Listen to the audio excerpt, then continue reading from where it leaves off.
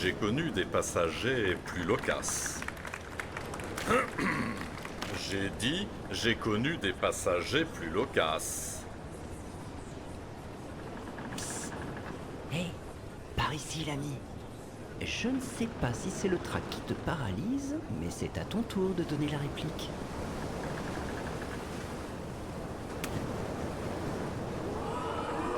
Hé, qu'est-ce que tu fabriques? Tu as oublié ton texte, c'est ça? Permets-moi de te rafraîchir la mémoire, l'ami. Ma mère m'a toujours dit Ma mère m'a toujours dit qu'enfant, déjà, je n'étais pas très bavard. qu'enfant, déjà, je n'étais pas très bavard. Vraiment? J'ai pourtant ouï dire qu'en matière de baratin, tu n'étais pas le dernier. Hé, l'ami, quand je te souffle le texte, je n'y mets pas le ton. Ce n'est pas mon métier, tu piges? Mais toi, tu es acteur, pas vrai? Alors mets-y de l'émotion, l'ami. Reprenons. Il est vrai que j'ai ce talent-là, mais Il est vrai que j'ai ce talent-là, mais... n'oublie pas d'incarner ton personnage, l'ami. Souviens-toi, l'émotion, un talent est une ressource précieuse, aussi je l'utilise à bon escient. Un talent est une ressource précieuse. Aussi, je l'utilise à bon escient. C'est exaltant, pas vrai? Le public réagit à tes répliques, mais aussi à ton jeu de scène. Poursuivons. Je ne suis pas un homme de mauvaise compagnie. Je ne suis pas un homme de mauvaise compagnie. De quoi souhaites-tu que l'on parle, passeur? De quoi souhaites-tu que l'on parle, passeur? Commence par te présenter. Qui es-tu? Aïe, c'est là qu'on va avoir un petit problème, l'ami. Le metteur en scène de cette pièce, le célèbre Jean Ornicard. Son nom te dit sans doute quelque chose. Le respectable Ornicard a quitté la troupe. En assez mauvais termes, vois-tu. Là où le bas blesse, c'est qu'il n'a jamais terminé d'écrire tes répliques. On aurait dû te prévenir avant. Navré, l'ami. À partir de maintenant, tu vas devoir improviser. Bonne chance, l'ami. Peut-être ne m'as-tu pas entendu. Je disais, qui es-tu? Je réponds au doux nom d'Ambroise. Sacré talent d'improvisation, l'ami. Tu es sur la bonne voie. Show must go on. Désormais que je sais qui tu es, dis-moi, comment t'es-tu retrouvé ici, Ambroise?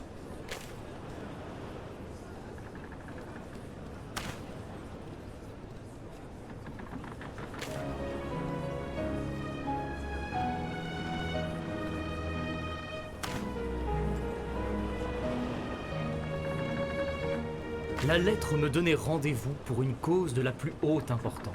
Curieux, je décidai de me rendre à minuit au lieu du mystérieux rendez-vous. Le bois aux noyers.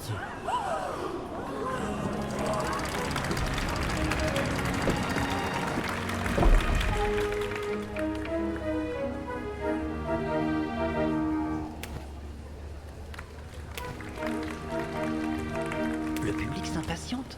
Si ta partenaire de scène ne daigne pas se montrer, tu vas devoir meubler. J'ai une idée, l'ami. Fais appel à l'un de tes talents. Que tu réussisses ou que tu échoues, ça vaut le coup de tenter ta chance.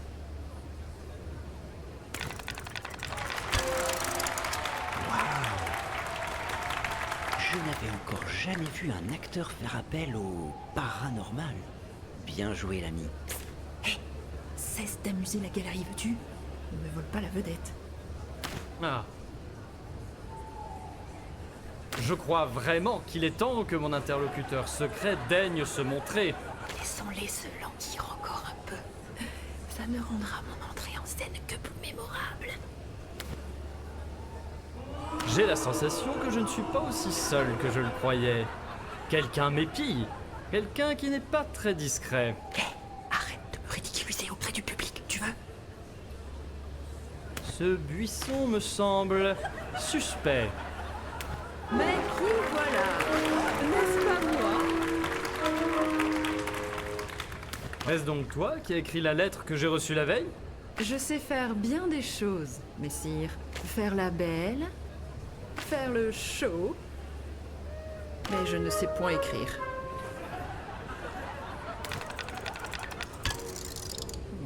Une authentique bouffonne. Je me plais à inspirer le rire, le bonheur, la félicité. Vous plaisez-vous à inspirer la pitié? Je suis Anne, pour vous servir, messire. Ce rendez-vous commence sous de mauvais augures. Énonce-moi prestement ce qu'on attend de moi. La personne qui m'envoie souhaiterait vous offrir un travail. Ou disons plutôt, une mission. Et quelle est donc cette mission? D'abord, dois-je vous demander, messire, quel rapport entretenez-vous avec l'acte de tuer? Tuer ne me dérange nullement. Hé, ami, tu as entendu? C'est la cloche du destin. Enfin, c'est comme ça que moi je l'appelle. Tu l'entendras sonner lorsque tu feras un choix qui modifie le scénario de la pièce. Cela signifie que ton choix aura des conséquences majeures sur la suite de l'histoire. Ne t'en fais pas. Même si c'est imprévu, les autres acteurs aussi savent improviser. Ah, Un poisson, messire. Un gros poisson. hein? Je n'ai pas les bras assez longs, messire. Gros, comme le dédommagement que mon maître est prêt à vous offrir pour l'abattre. Prenez ceci, voulez-vous? Qu'est-ce donc? Un marin tel que vous ne reconnaît-il pas une carte quand il en voit une, messire? Hein? En voilà une question intéressante. Puis-je vous raconter une petite histoire, messire? Je n'ai point ton temps. Presse-toi. Il était une fois une terrible tempête. Pas n'importe quelle tempête. Celle-ci dura près d'1 siècle. Pour survivre, les hommes durent bâtir un immense navire. Avec la montée des eaux, vint d'autres fléaux. L'un d'eux était un poisson. Ce poisson, voyez-vous, était si gros qu'il aurait pu avaler une ville entière. Le Léviathan. Le Léviathan, messire. Plus d'une fois, il manqua d'engloutir les hommes. Fort heureusement, la déesse Irène nous sauva tous. C'est pourquoi nous jouissons d'être en vie aujourd'hui, n'est-ce pas? Malheureusement, il n'y a pas que les hommes qui survécurent au déluge. La créature, elle aussi, est en vie aujourd'hui. Si c'est une plaisanterie, elle est de mauvais goût. Il n'y a point matière à rire. Cette entreprise est tout à fait sérieuse. Si vous acceptez de ramener le cœur du terrible Léviathan, mon maître vous offrira le poids de votre navire en or. Mon avis est au régime. Il a perdu du poids et... Messire, ces simagrées ne vous honorent pas. Notre position est ferme, j'en ai peur. Ramenez-nous le cœur de l'immonde Léviathan, sinon pour la gloire, pour l'intérêt de la couronne. Nulle demande ne saurait provenir de la bouche de la reine, messire. Seulement des ordres. Seriez-vous plus enclin à rendre ce service s'il était au profit de la couronne elle-même? Constance et son inconstance m'inspirent l'indifférence. Ces petites rimes, messire, pourraient vous coûter cher. Puis-je ajouter, messire, que vaincre le Léviathan constituerait une offrande de taille à la déesse elle-même? J'honorerai la déesse. J'en fais le serment. Le jour commence à poindre, messire. Acceptez-vous de ramener le cœur de l'abjecte créature? Cela serait pour moi un véritable honneur de ramener le cœur du Léviathan.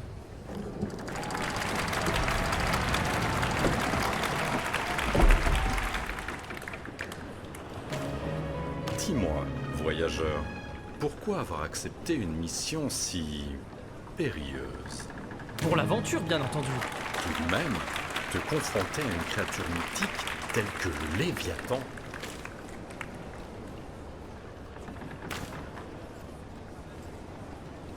N'étais-tu pas effrayé? Ah, As-tu trouvé le monstre à l'endroit indiqué par la carte? oh. Pourquoi ne pas me dire ce qu'il s'est réellement passé? Ton âme s'en verra peut-être allégée. Bien, bien. Si tu insistes, passeur. Notre voyage dura... près d'1 année en tout.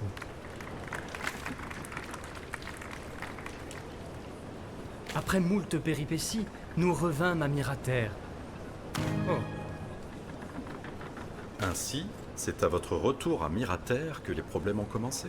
en effet, un dénouement des plus inattendus. Inattendu, tu dis. Et constaté par vous-même, nous avons bravé une tempête, affronté un monstre marin, et c'est au port de Miraterre, de retour de notre voyage, que notre heure sonna.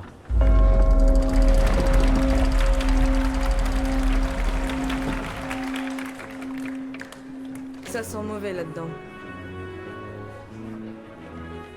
Ah, Que fera-t-on s'il me trouve? Je vous défendrai? Ne le prenez pas mal, mais vous n'êtes pas très convaincant. Et maintenant, que fait-on?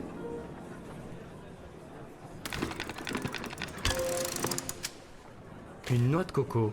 Ça pourrait être utile, qui sait? Ne peut-on pas éviter que des gardes ne viennent fourrer leur nez ici? Tous les navires qui arrivent à Mirater doivent être fouillés. Par ailleurs, votre simple présence en fera une loi capitale. J'en ai peur. N'éprouvez-vous jamais aucun regret si la loi et la foi l'interdisent? J'entends des bruits. Quelqu'un vient. Va falloir vous trouver une cachette. Et en vitesse. Les bruits se rapprochent. Cette caisse au fond. Vite!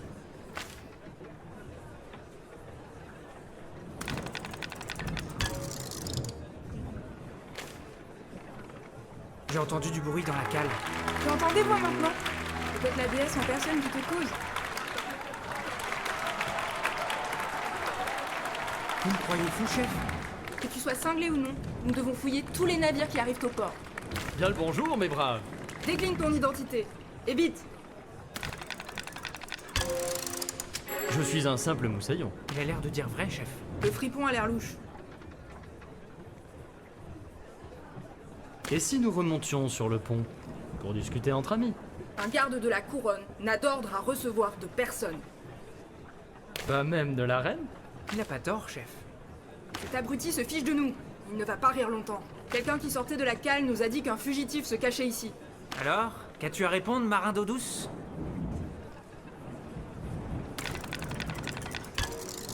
Le type que vous avez vu sortir d'ici est atteint d'une maladie rare. Une maladie rare. Absolument. Une maladie qui lui fait voir des fugitifs qui ne sont pas là. Il nous prend pour des idiots ou je rêve? Je vais t'apprendre à mentir à des gardes de la couronne. Ah!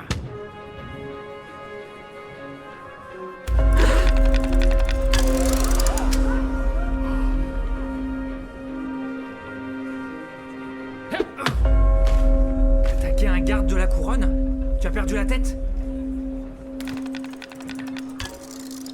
Ah, Oh.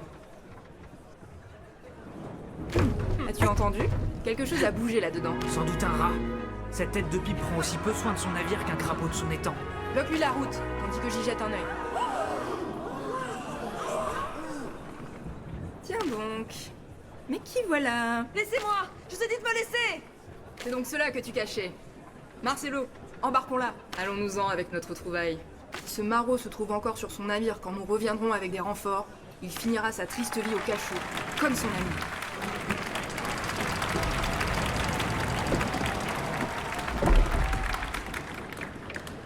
Ainsi, ton ami s'est fait arrêter par les gardes. je la retrouverai. Par tous les moyens. La déesse m'en soit témoin. Ainsi, ton ami est une amie. Je vois. Dis-moi plutôt, où t'es-tu rendu après cela? Ah,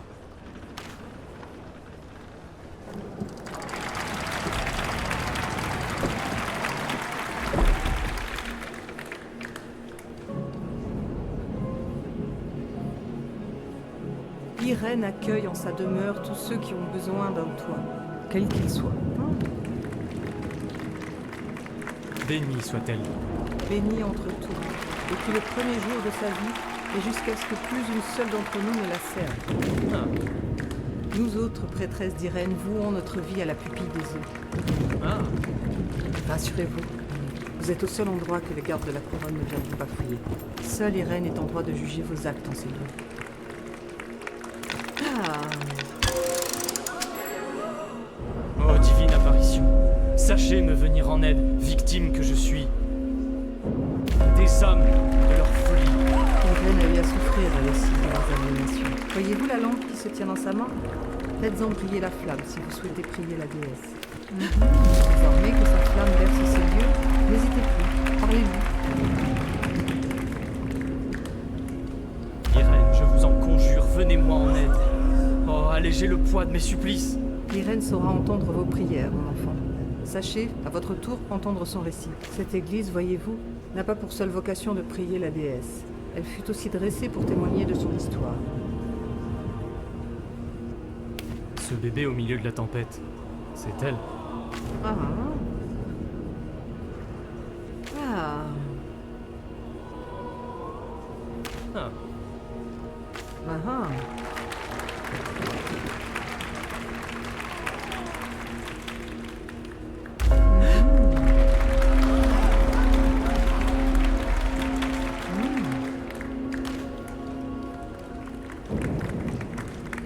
Ah.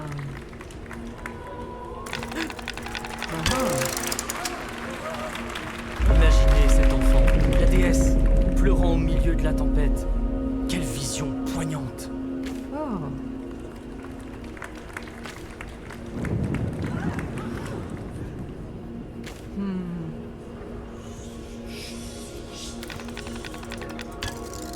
Oh.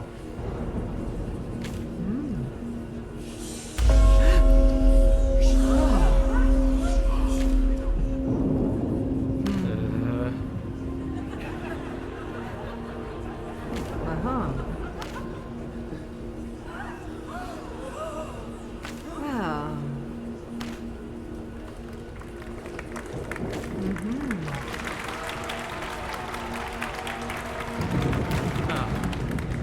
Ah. Ah. Ah.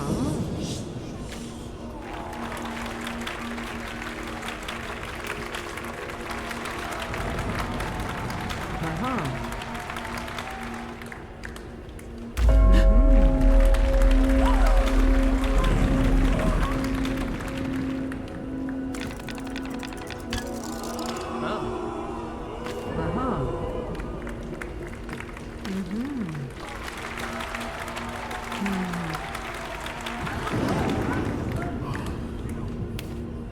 Irène près du phare, contemplant l'océan. Je me demande quelle pensée la traversait. Ah. Ah. Ah. Oh.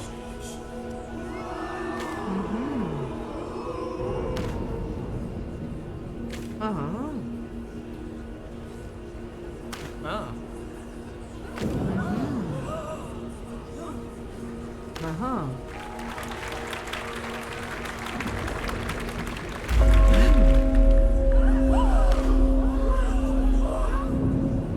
Ah.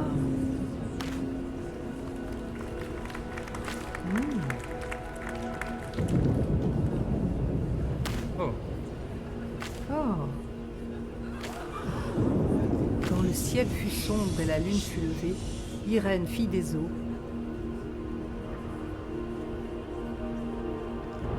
Ah.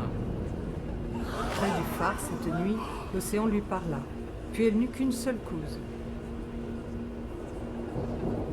Ah. Elle monta à la ville et cria sous chaque toit, annonçant le péril. Oh.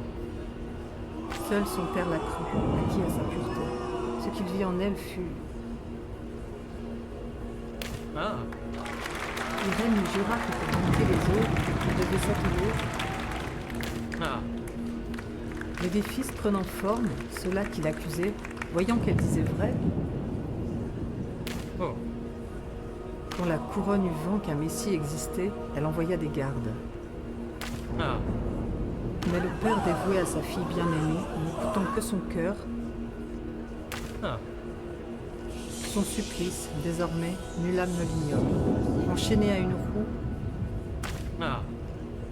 et par son sacrifice, il permit à sa fille et à ceux qu'elle choisit. Ah. Ah ah. Oh. Oh. Ah.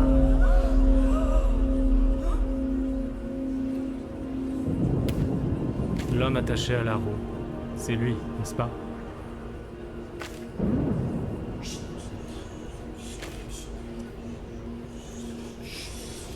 Oh. Oh.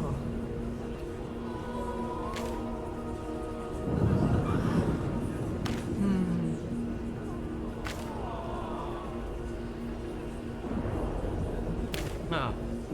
Ah.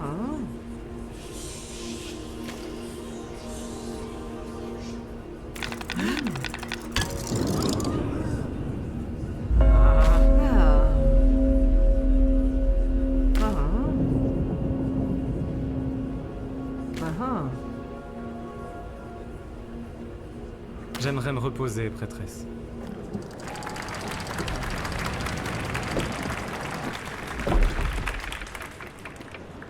Cette prêtresse fit honneur à l'hospitalité de la déesse. La même pensée me traversait l'esprit alors que je m'endormais. Toutefois, Parle, je t'en prie. à mon réveil, je fus malheureux de constater qu'on m'avait trahi.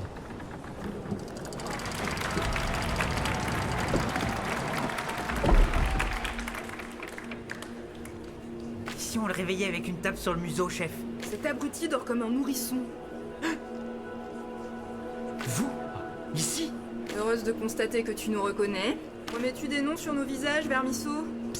Hé, l'ami, avec ces deux-là, pas besoin d'y aller mollo pour faire rire le public. Ils ont beau se disputer sur scène, sache qu'en dehors des planches, ils sont mari et femme. Je sais qu'ils ont l'air méchants, mais ils adorent être ridiculisés. J'ai bien peur de vous reconnaître, en effet. Vous êtes... Capucine la Tartine, accompagnée de son affreuse bire. Marcel au croupi. Tu te crois malin, abruti? Il se prend pour notre mère à nous donner des sobriquets pareils? Si vous êtes ici, écourtant mon sommeil, ce qu'on vous a prévenu, approchez-vous, contemplez le visage de celui que vous avez condamné. Ce lieu saint a abrité davantage de sauvageons que vous n'en avez croisé dans toute votre vie, mon enfant. Cependant, aucun d'entre eux ne s'était rendu coupable d'un acte aussi grave que le vôtre. Lorsque j'ai appris qui vous cachiez dans votre navire, Oh, j'ai su qu'il était de mon devoir, non envers la couronne, mais la déesse elle-même, de vous dénoncer. Tout le monde t'abandonne à ton triste sort, Marmot. Marcelo, attrape-le!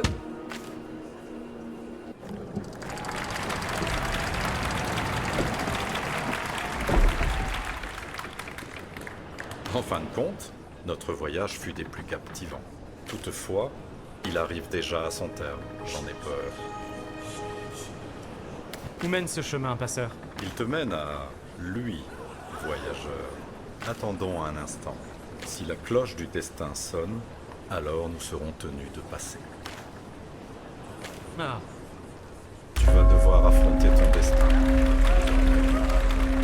qui m'y contraint, passeur? La loi. C'est ici que nos chemins se séparent, voyageurs. Ainsi en a décidé la cloche du destin. Silence! Silence! Les portes du tribunal se sont ouvertes pour un homme du nom de Ambroise Jéhovah Baines, citoyen de plein droit de Mirater et descendant du peuple qui fut sauvé. Ainsi est-il accusé, non par le règne des hommes, mais par celui de la déesse Irène. De celle-ci, nous nous ferons les yeux, les oreilles et le cœur, comme la loi l'exige. Silence! J'exige le silence. L'homme est accusé, par ordre croissant de gravité, de violence, à l'encontre de représentants de l'autorité royale, d'outrage à la couronne, d'outrage au juge de droit divin, Ernest, d'actes hérétiques, de haute trahison, ainsi que, pour conclure, d'amour impie. Le juge demande désormais à l'accusé de faire son entrée.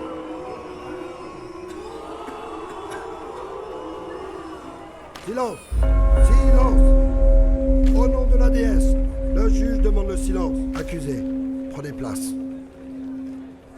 Ce procès constitue une terrible injustice. Silence! Accusé, vous ne pouvez vous comporter en ce lieu sacré comme vous le faites dans un vulgaire rafio. Ne prenez la parole que lorsque le juge vous la donne. Ah, Vous ai-je donné la parole? Taisez-vous donc. Le juge n'a nul besoin de votre assentiment. Hé l'ami, j'ai l'impression que tu vas passer un sale quart d'heure. Il semblerait que tes choix durant toute la pièce vont te retomber dessus les uns après les autres. Mais tu as peut-être encore une chance de t'en sortir si tu parviens à obtenir l'approbation du public. N'oublie pas, dans ce procès, c'est le public que tu dois convaincre, pas le juge. Bonne chance l'ami. Le juge appelle désormais à la barre le premier témoin de ce procès. Arles, la trublion de la reine Constance. Décrivez au jury votre rencontre avec l'accusé, je vous prie. Votre honneur, vous sans ignorer que j'ai l'immense privilège d'occuper au sein de la couronne un rôle de tout premier plan. Ce qui n'est pas le cas de ton rôle dans cette pièce. Pour qui tu te prends, abruti? Hé, l'ami, je ne devrais pas te dire ça, mais notre amie n'aime pas trop qu'on se moque d'elle sur scène. Elle dit que ça l'empêche d'atteindre les sommets. Tu piges, si tu continues, je ne serais pas étonné qu'elle sorte de son personnage. À bon entendeur, l'ami. Silence, vous deux. Silence. Poursuivez, je vous prie. Son honneur en personne bâille en t'écoutant. Si ça continue, le public va décéder d'ennui. C'est toi qui vas mourir si tu continues à m'interrompre, minable. Silence. Je ne le répéterai pas. Faites le silence. Poursuivez, témoin. Où en étais-je? Ah oui, un rôle de tout premier plan. J'aime à penser que je suis pour ce rôle une actrice à la hauteur. Toi, une bonne actrice? En voilà une nouvelle à ressusciter les noyés. Tu vas te taire, oui? Hé, l'ami, c'est encore moi? Je crois que tu es sur le point de la mettre hors d'elle avec toutes tes moqueries. Cela dit, le public semble apprécier. Peut-être que le spectacle n'en serait que plus amusant. À toi d'en juger, l'ami. Silence. Silence. Accusé, cessez d'interrompre le témoin. Quant à vous, veuillez ne pas vous répondre en détails inutiles. Je disais donc que Sa Majesté Constance m'a chargé de transmettre à Messire le scélérat une mission de la plus haute importance. Si la mission était de jouer correctement, permets-moi de te dire que c'est un échec cuisant. Silence. Le juge exige le silence. Ce procès n'est pas une fanfaronnade. Membres du jury, soyez dignes de la tâche qui vous incombe. Quant à vous, cessez d'objecter quand la parole ne vous a pas été donnée par le juge en personne. Témoin, vous mentionniez une mission confiée à l'accusé par la couronne. Précisez quelle était la nature de cette mission, je vous prie. La mission que la reine Constance me fit l'honneur de transmettre à Messire l'infâme accusé était de tuer le Léviathan et d'en ramener l'organe vital. Je veux bien entendu parler de son cœur, votre honneur. Bien. Je voudrais, votre honneur, témoigner du fait que lorsque j'abordai avec le détestable Messire le sujet du meurtre, celui-ci n'eut aucun scrupule à accepter d'ôter une vie. Vraiment. Accusé, qu'avez-vous à répondre? J'ai toujours refusé de tuer, votre honneur. Mais bien sûr. Quel fiefé menteur. Silence. Le juge exige le silence. Ce tribunal est le lieu auprès duquel la lumière de la vérité ne saurait produire nulle ombre. Cessez de parler, car désormais, c'est la vérité elle-même qui va prendre la parole. La vérité sort de la bouche du juge. Tuer ne me dérange nullement. Ainsi, il apparaît que vous avez menti, accusé. Votre honneur, puis-je ajouter quelque chose? Oh, Irène, ayez pitié de nous, pauvres humains. Oh, je vous en conjure, faites la terre. Cesse de m'interrompre, morveux. Il suffit. Assez de moqueries. Ferme-la! Et vous, public adoré, vous ne me méritez pas! Cessez de rire! Auriez-vous le millième de mon talent, vous seriez sur scène plutôt que de l'autre côté! Bande de ploucs! Vous pensez qu'avoir payé votre ticket vous donne tous les droits? Hé! Laissez-moi! Laissez-moi, je dis! Oula. Ne t'en fais pas, l'ami. Ce n'est pas la première fois qu'on doit la faire évacuer. Elle reviendra vite. Elle est accro au feu des projecteurs. Quoi qu'il en soit, show must go on, l'ami. Silence. J'appelle à la barre nos deux prochains témoins. Capucine, dite la tartine, accompagnée de Marcelo, alias Marcelo Croupi. Votre honneur, avec tout mon respect, j'apprécierais d'être nommée simplement Capucine. Bon, je tâcherai d'y penser. Votre horreur, moi aussi je voudrais être nommé Capucine. Je veux dire, Marcelo, votre horreur. Ferme-la, tu veux. N'en demande pas trop à son honneur. Votre honneur, veuillez excuser ce fiefé personnage. Sa place est dans une taverne, ou même une étable. Silence. Veuillez raconter au juré votre rencontre avec l'accusé. Et soyez bref, voulez-vous? Je vous remercie, votre honneur. Votre honneur, vous n'êtes pas sans savoir que tout navire qui arrive à Miraterre doit être fouillé par des gardes de la couronne.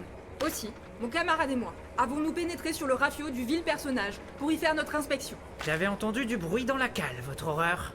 Ferme-la, tu veux? C'est à moi de raconter. Mon camarade a effectivement entendu du bruit, et moi j'ai eu l'idée d'aller voir de plus près. Parle-lui de l'odeur, chef. La ferme, j'ai dit! Mon camarade n'a pas tort, cependant. L'odeur du rafio était épouvantable, à l'image du fiefé gredin à ma gauche. Je crois, votre honneur, que madame la témoin confond les hommes. Silence! Poursuivez.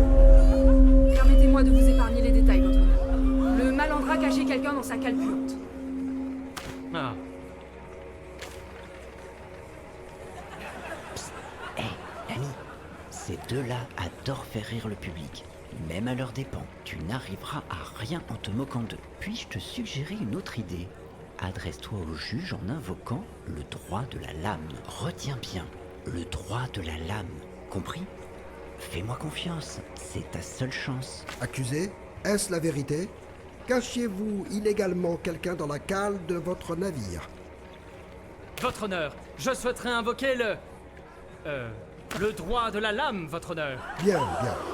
Le juge rappelle au juré que le droit de la lame consiste à défier en duel son opposant lors d'un procès. C'est une vieille loi qui n'a plus été invoquée depuis des décennies. Mais soit, lequel des deux témoins voulez-vous défier? Votre honneur, je souhaiterais défier Marcelo, autrement nommé Marcelo Croupi, à un concours de pont. Un concours de pont? Absolument. Comme l'exige la coutume, en effet, témoin, acceptez-vous les conditions du duel? J'accepte votre horreur. Ainsi, l'issue de cette confrontation pour le témoin et l'accusé sera décidée par le droit de la lame. Le juge demande aux deux duellistes de s'approcher des jurés. Lorsque la cloche sonnera, vous devrez faire des points. Celui qui en fera le plus grand nombre remportera le défi. Tenez-vous prêts. À vos marques. Prêts. Partez.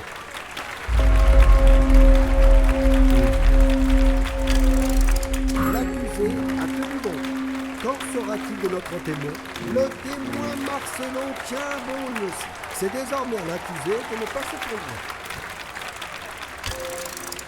L'accusé a une nouvelle fois réussi. Qu'en sera-t-il de notre témoin?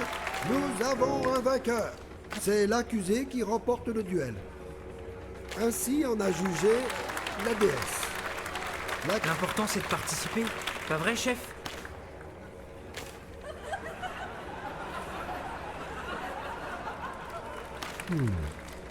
J'en appelle désormais à notre dernier témoin. Prêtresse Agathe, nous vous remercions de quitter la demeure d'Irène afin de vous joindre à nous lors de ce procès. Je vous en prie, veuillez nous raconter votre rencontre avec l'accusé. J'ai accueilli l'accusé au sein de ma chapelle, par une nuit d'averse. Avez-vous pour habitude de laisser des manants entrer en ce lieu saint? La déesse ne fait pas d'exception lorsqu'il s'agit d'aider l'un de ses enfants. Bien, bien. Continuez, je vous prie. L'accusé et moi avons discuté une partie de la nuit. Sur quel sujet portait votre entretien, prêtresse? Notre discussion concernait la déesse, votre honneur. Hé, l'ami, je vois que jusqu'à présent, tu as laissé Agathe parler.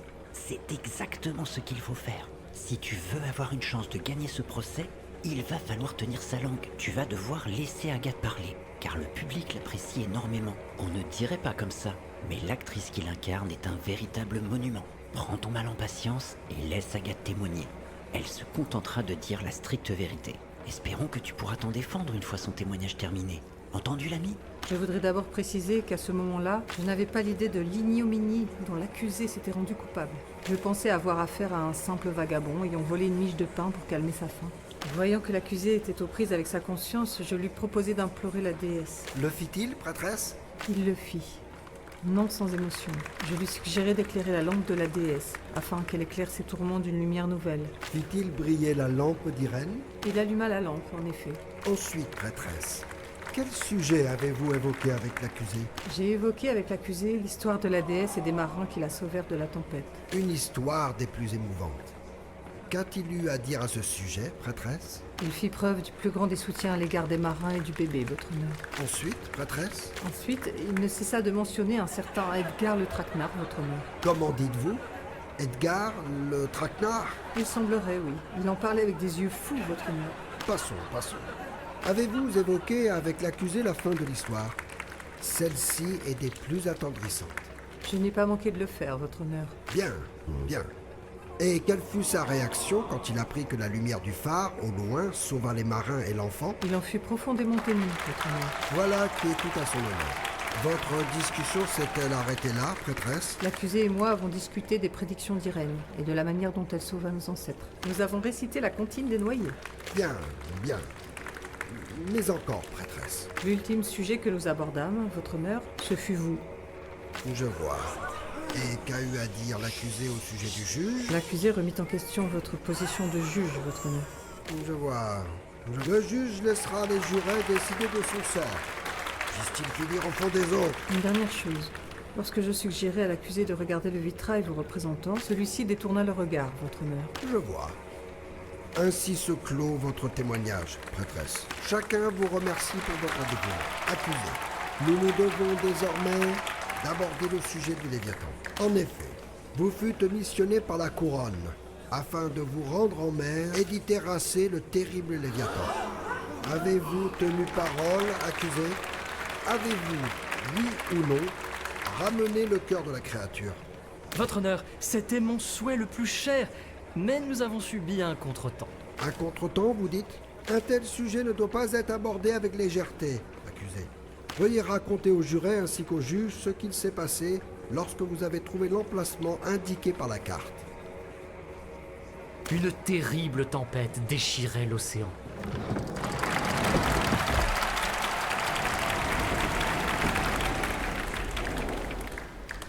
Capitaine, j'aperçois du mouvement dans l'eau à tribord.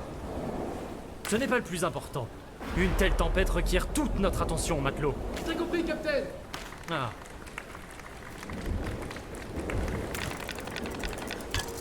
Cette tempête n'est pas une tempête ordinaire. Elle indique peut-être la présence de la mythique créature. Soyez sur vos gardes, moussaillons. Ah. Capitaine, le mouvement se rapproche. Le mouvement se rapproche? Un mouvement, tu dis? Qu'ils viennent nous chercher. Nous l'attendons. Nous n'attendrons pas longtemps, capitaine. Il se rapproche à toute hâte.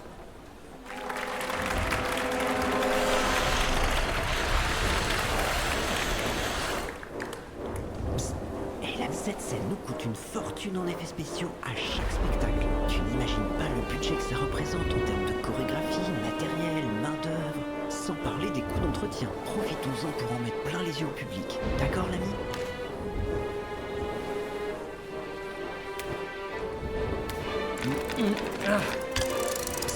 Hey, tu viens de faire une action nécessitant un talent. Pas vrai, l'ami? Sache que lors d'un combat, tu peux effectuer plusieurs actions de ce type lors d'un même tour. Le nombre de talents que tu peux utiliser avant que ton tour ne se termine est inscrit au-dessus.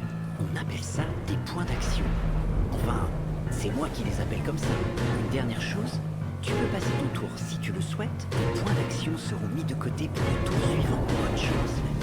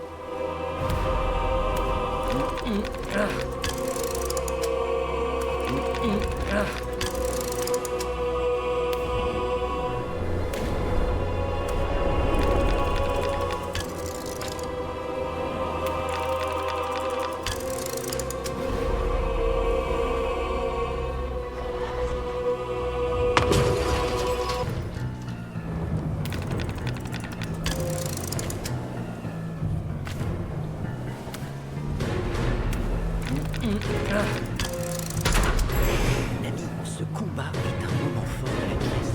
Mais la troupe ne veut pas qu'il dure trop longtemps, tu comprends? Le Léviathan n'est environ à la moitié de son espérance de vie, si tu vois ce que je veux dire. Bon courage, l'ami.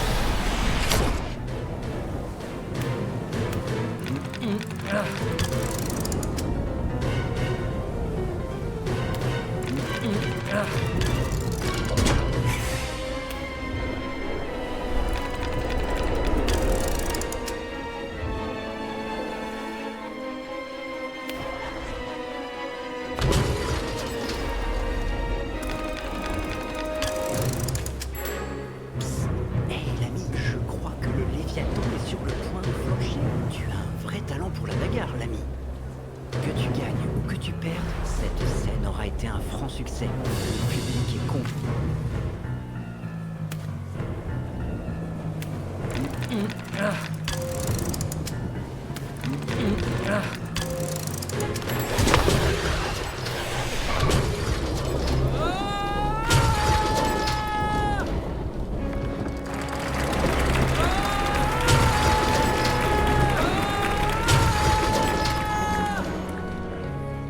Silence!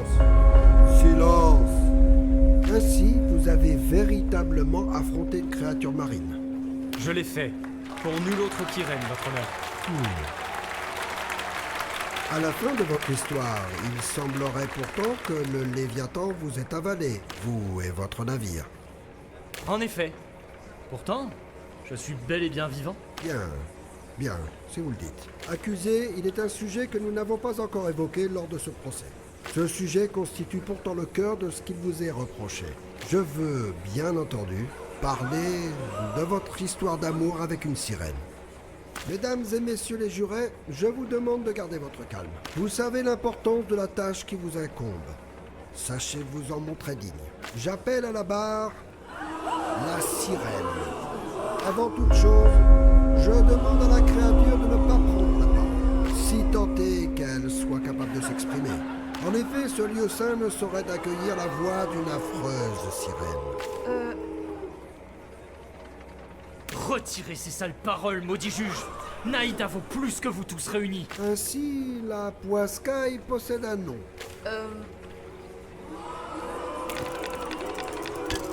Votre honneur, je vous demande de faire preuve d'humanité en appelant Naïda par son nom. Si vous croyez m'attendrir, accusé, ce procès sera l'occasion de rebaptiser votre ami la Poiscaille. Je sais ce que tu penses, l'ami. La pièce prend des tournures particulièrement sombres, mais ainsi sont faits nos mythes, pas vrai? Le moment risque d'être difficile pour le personnage de Naïda. Elle saura rester digne, ne t'en fais pas. Quant à toi, essaye de la défendre du mieux que tu le peux auprès du juge, mais surtout du public. Fais de ton mieux, entendu? Bon courage, l'ami. Commencez par nous raconter comment vous avez fait la rencontre de la Poiscaille. Voulez-vous?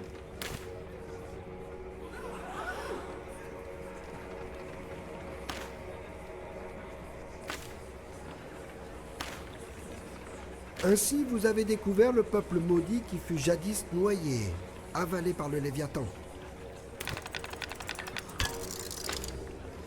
Accusé, il est une question qui est dans tous les esprits. Comment avez-vous pu tomber amoureux d'une engeance du déluge? Votre honneur, les sirènes sont plus proches des humains que vous ne l'êtes vous-même. Naïda a un cœur qui bat. Le vôtre n'a-t-il pas cessé il y a bien longtemps? Lorsqu'elle se blesse, son sang coule. Est-ce votre cas? Un jour, elle mourra. Peut-on en dire autant de vous?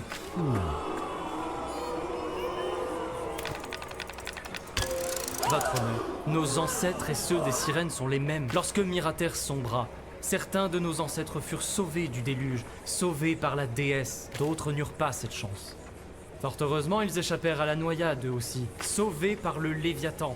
Les deux facettes d'une même pièce, les deux destins d'un même peuple. Insinuez-vous que l'infâme créature, le Léviathan lui-même, aurait sauvé ces gens? Votre honneur, ma présence en ces lieux devrait répondre à votre interrogation. Dois-je vous rappeler que le Léviathan m'a avalé avec tout mon équipage? Pourtant, je suis ici, devant vous, en chair et en os. Ainsi, vous semblez penser que les sirènes ne sont pas des créatures damnées.